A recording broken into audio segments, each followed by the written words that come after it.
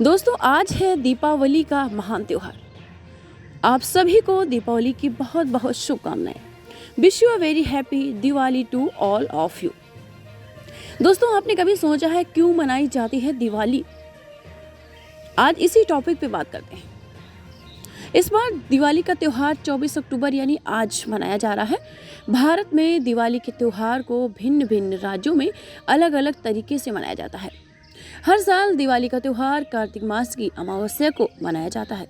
लेकिन क्या आप जानते हैं कि दिवाली क्यों मनाई जाती है? आइए जानते हैं इसके पीछे की पौराणिक कथाएं। दिवाली का त्योहार कार्तिक अमावस्या को मनाया जाता है और मैंने आपको बताया जो आज है यानी 24 अक्टूबर। दिवाली के दिन देवी लक्ष्मी, माँ सरस्वती और गणेश जी की पूजा की जाती है। ऐसा कहा जाता है कि जो लोग इस दिन लक्ष्मी पूजा करते हैं उन्हें पूरे साल समृद्धि का आशीर्वाद मिलता है।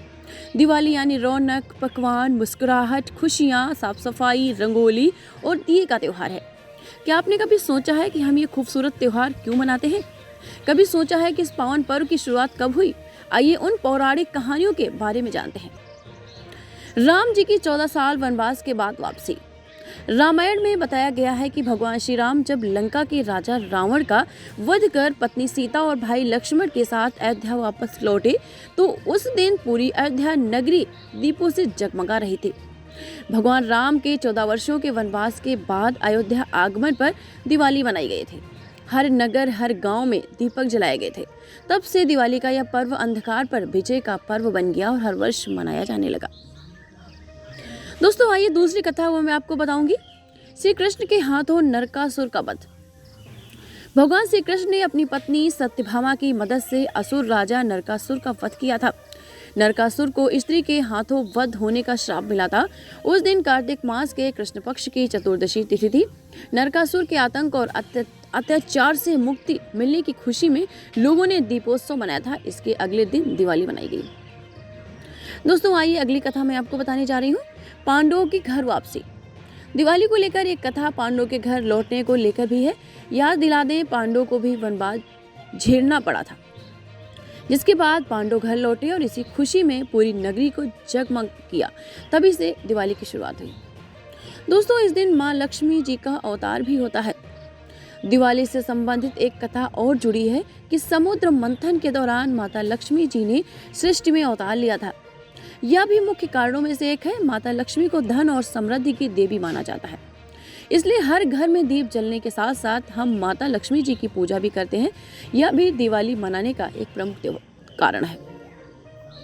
दोस्तों, मुगल बादशाह जहांगीर ने सिखों के 6वें गुरु गोबिंद सिंह सहित 52 राजाओं को ग्वालियर के किले में बंदी बनाया था।